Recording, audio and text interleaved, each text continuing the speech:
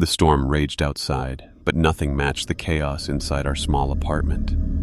Aiko bled into my arms, her face pale, lips trembling with prayers.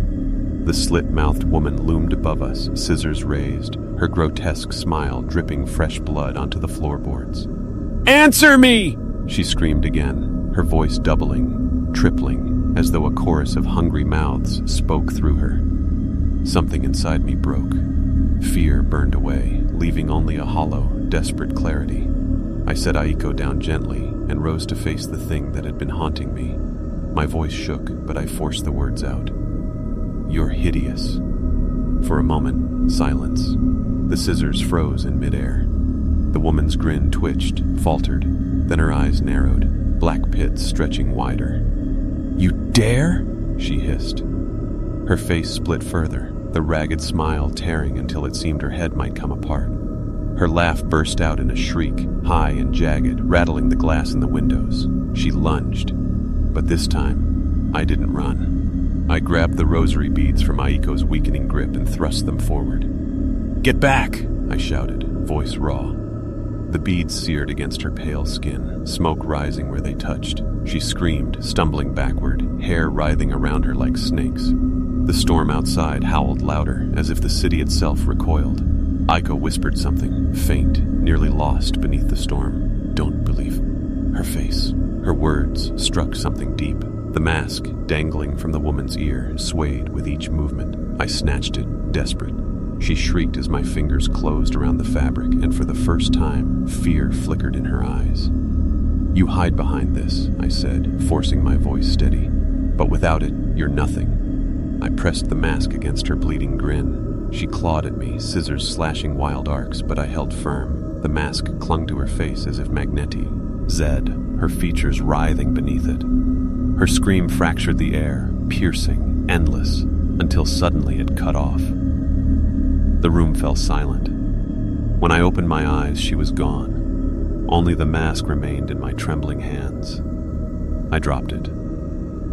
It hit the floor with a soft, wet sound, and for a heartbeat I swore it pulsed like living flesh.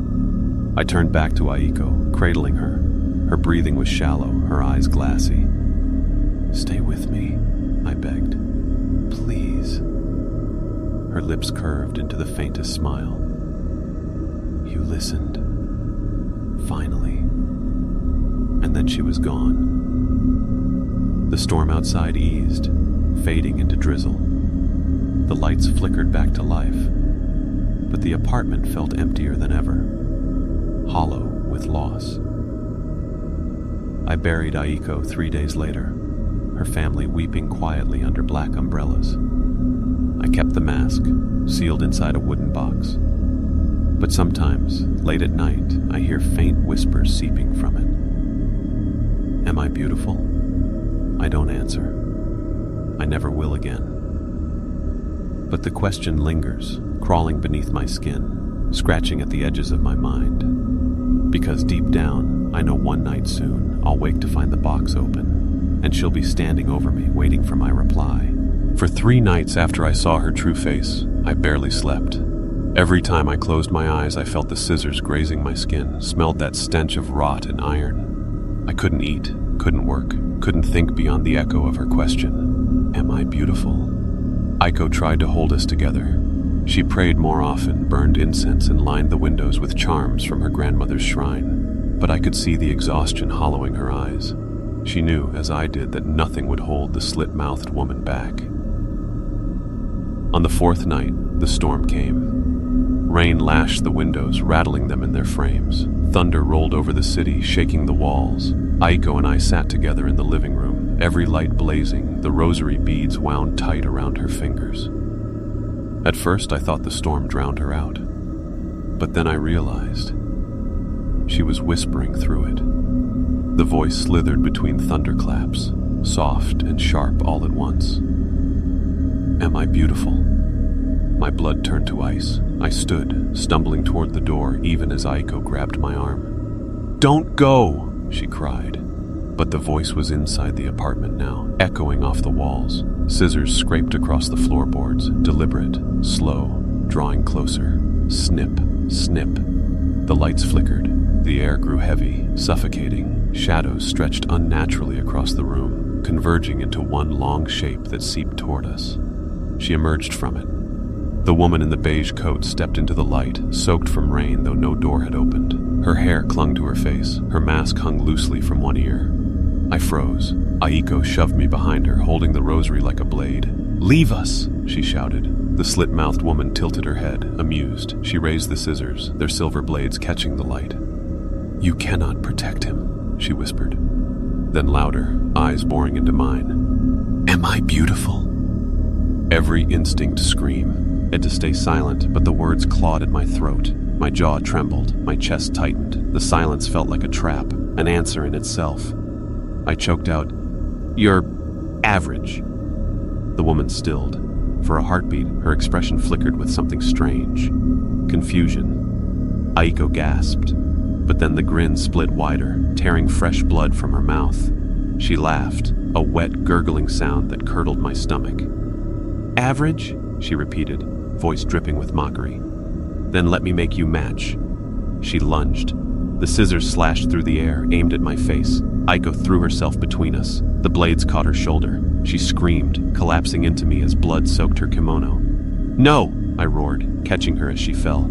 The slit-mouthed woman loomed above us, smile glistening, teeth flashing. She raised the scissors again, and the storm outside seemed to roar with her. Lightning flared, filling the apartment with stark white light. For a moment, her face was everywhere, in every reflection, every shadow, every surface. "Answer me!" she shrieked, and I knew with sickening certainty that this was the last question. The whisper didn't fade this time. It lingered, curling around me like smoke. My chest heaved as I staggered back from the TV, eyes darting around the living room. No one was there. No movement, no figure. Just silence and the faint smell of iron, sharp and metallic, like blood. Aiko appeared from the bedroom, face pale. "You heard her again." I nodded, unable to form words. She gripped my shoulders. "You can't give in. Promise me." But my promise meant nothing because I could already feel her presence pressing in. Something inside me knew. She was getting closer. That night, I dreamed, or thought I dreamed. I woke to the sensation of someone sitting on the edge of the bed. My body locked, every instinct screaming at me not to move. A weight pressed against the mattress. Then a soft whisper brushed my ear. "Do you want to see?" Against my will, my head turned. The woman sat there, inches away. Her long black hair clung to her face like wet ropes. The surgical mask hid her mouth, but her eyes, God, her eyes, were empty pits, stretching too wide, filled with a hunger I couldn't comprehend.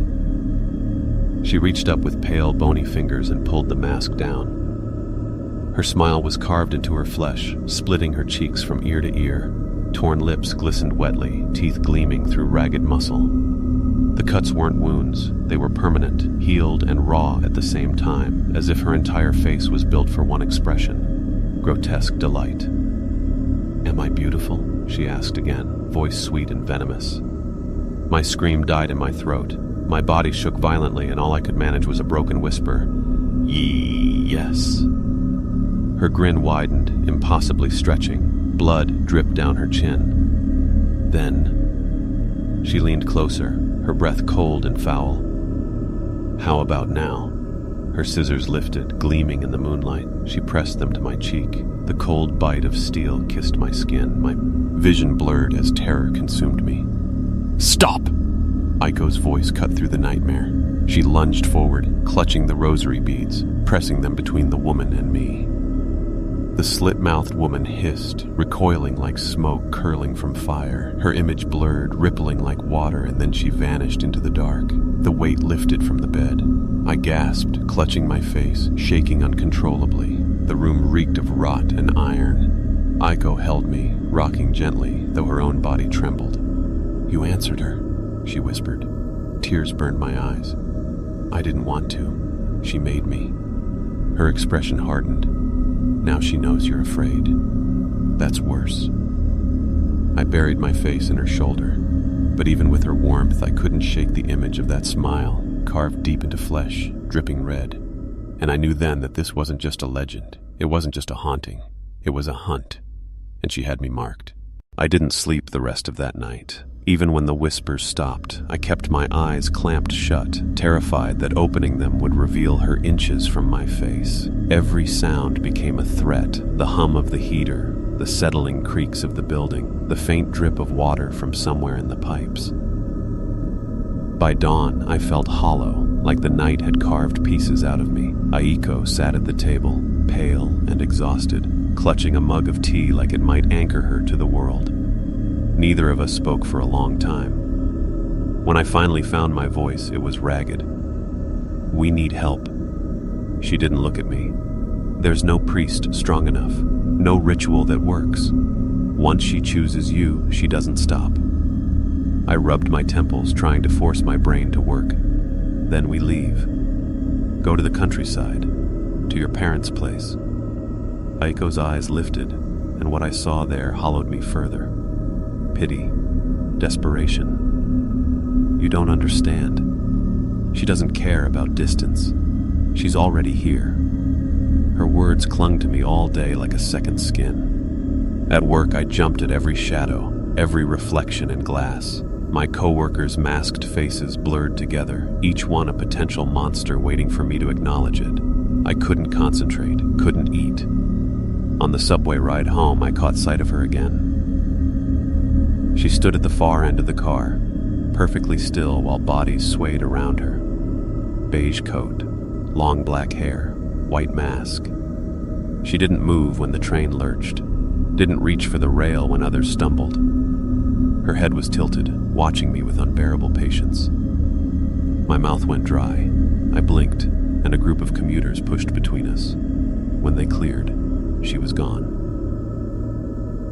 By the time I reached the apartment, my hands shook so badly I could barely fit the key into the lock.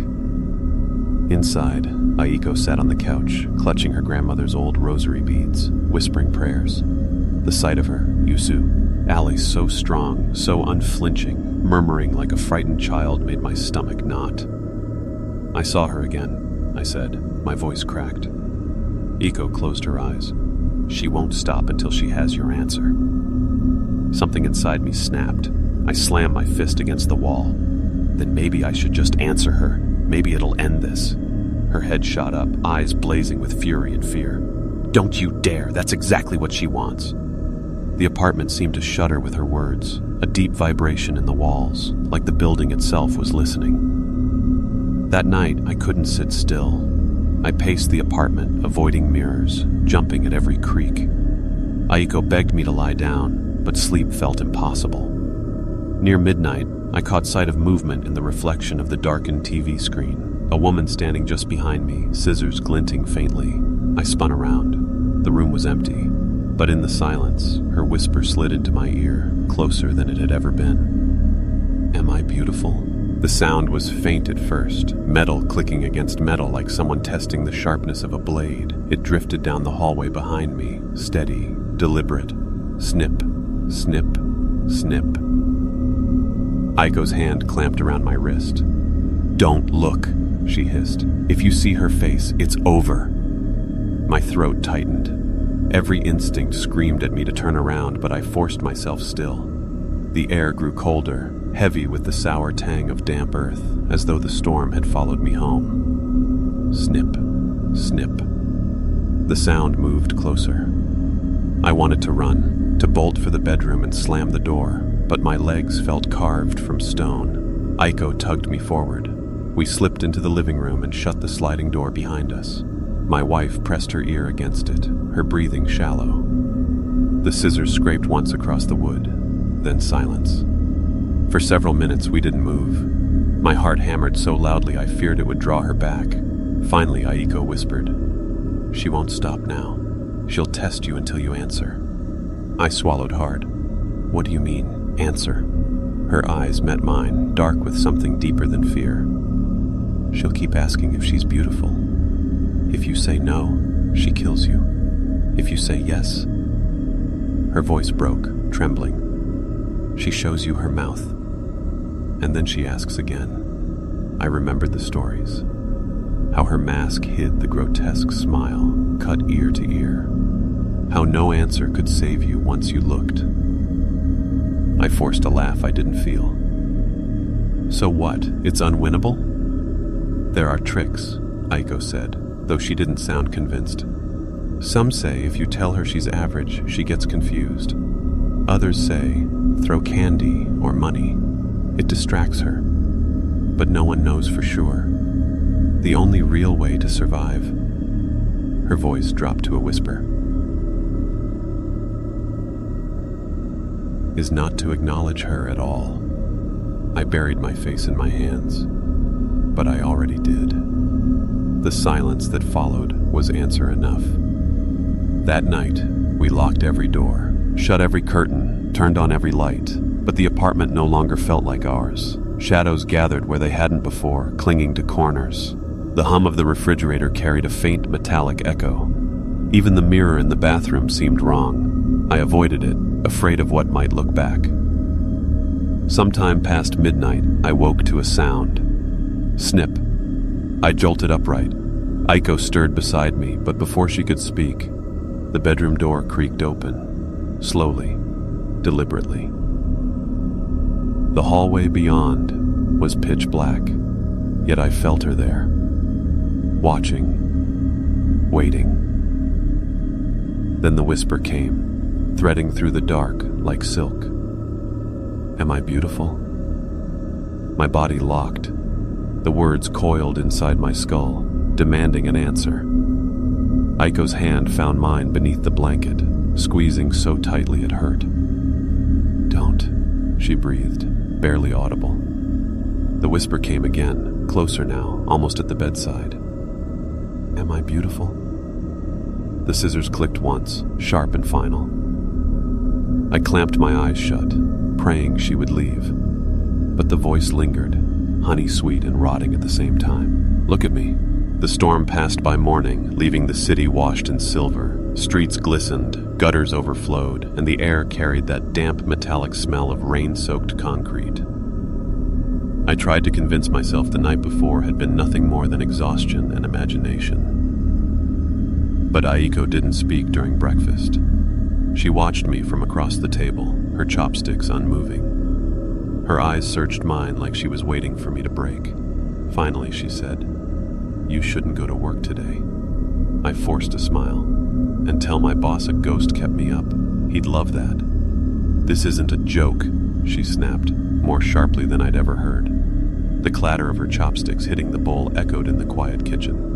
"She asked you the question. That means she's chosen you." I opened my mouth to argue, but stopped.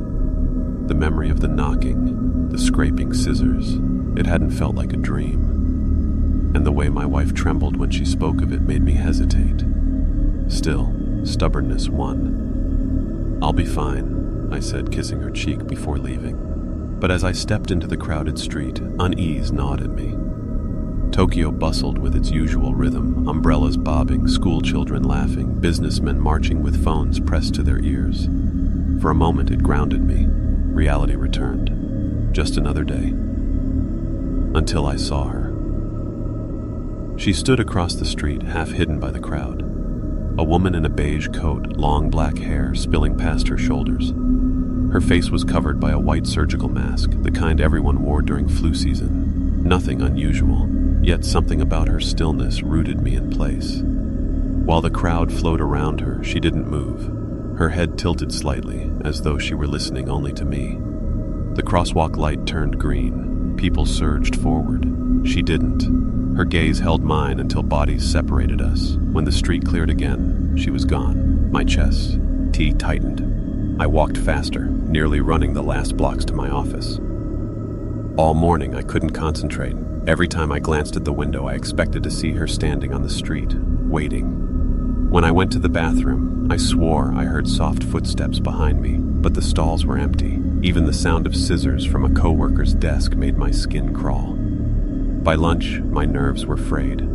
I stepped outside for air, the city's noise washing over me, and then I heard it. Am I beautiful? The words were whispered, close, too close.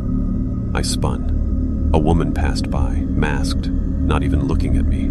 Another walked by, then another. My heart pounded. Half the city wore masks.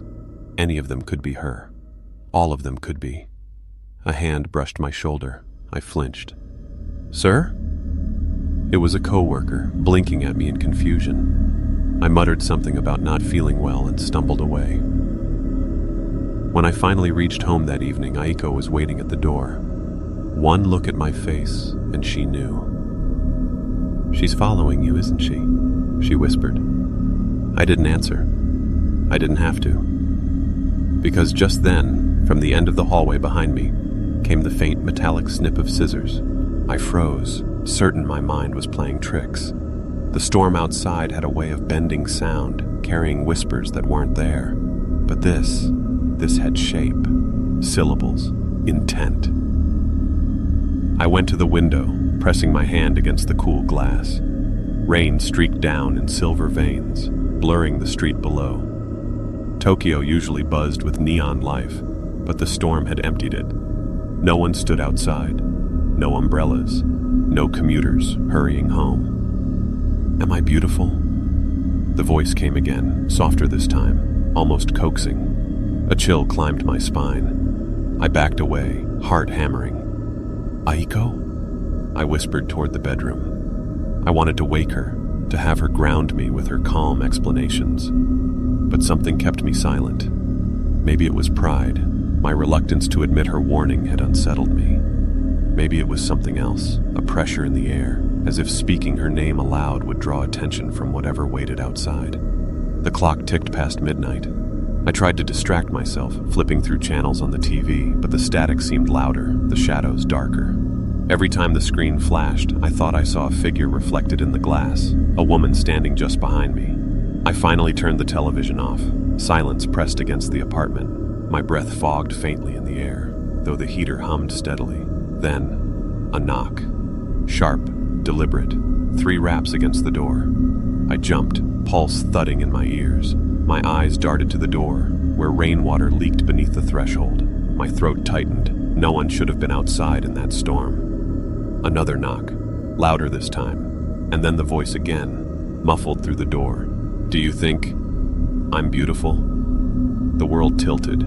It was the same question Aiko had described, the same words from every version of the legend I had read hours earlier.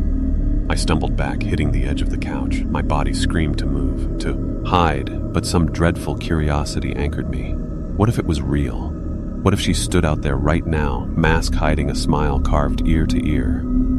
"Aiko!" I finally called out, too loud, too desperate. She appeared in the hallway, hair tousled from sleep, eyes wide the moment she saw my face. "You heard her?" It wasn't a question. The knocks came again, rattling the frame. Rain pattered harder, masking the silence that followed. "Don't answer," Aiko whispered, rushing to me. She grabbed my wrist, squeezing hard. "No matter what you hear, no matter what she says, don't open the door." We stood there together, staring at the trembling wood. For a long moment, there was nothing.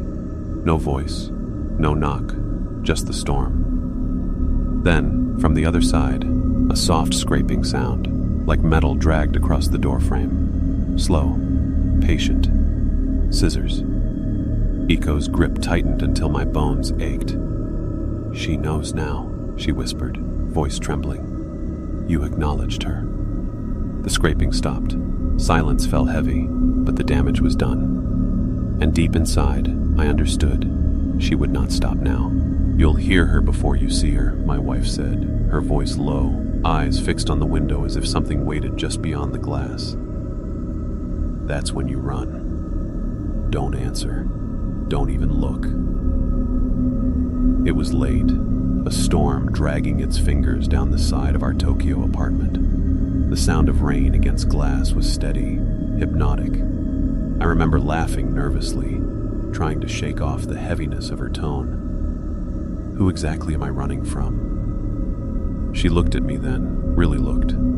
Her face pale in the lamplight, lips pressed tight, the way she got when she was remembering something she didn't want to. "Kuchisake Onna," she whispered. The name clung to the air like smoke. I'd heard it before, Japan's infamous slit-mouthed woman. Children dared each other to speak of her on playgrounds. Drunken men shared stories at izakayas. A woman with a mask, they said, asking a simple question. Am I beautiful? Answer wrong or hesitate, and her scissors would carve your face into a permanent scream. But hearing my wife speak of her wasn't playful. It was raw. Her hands trembled slightly as she reached for her tea. She follows curiosity, she went on, her gaze sliding back to the window. It's how she lingers. You think it's just a story, but if you pay her too much attention, if you acknowledge her, she notices you. A laugh escaped me again, though weaker this time. You really think a ghost cares if I joke about her? Her silence was worse than any scolding.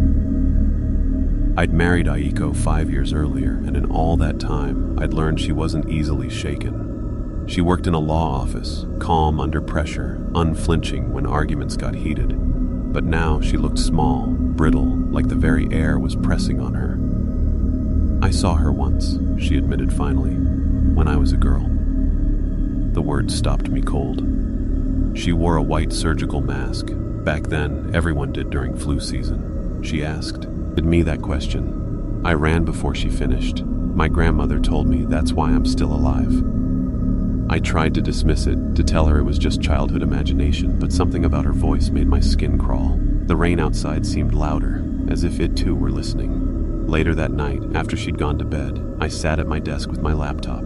I typed her name into the search bar. Pages upon pages appeared. Articles, folklore sites, grainy photos of masked women, eerie accounts from witnesses claiming encounters in quiet alleys. Every variation of the story ended the same way. Blood, scissors, a terrible scream. I shut the laptop, heart thudding. The apartment was quiet, but I couldn't shake the sensation of being watched. Shadows pooled in the corners of the room, thicker than they should have been. From somewhere below, in the dark street, came a faint sound, a woman's voice. It was muffled, just beneath the rhythm of the rain. Am I beautiful?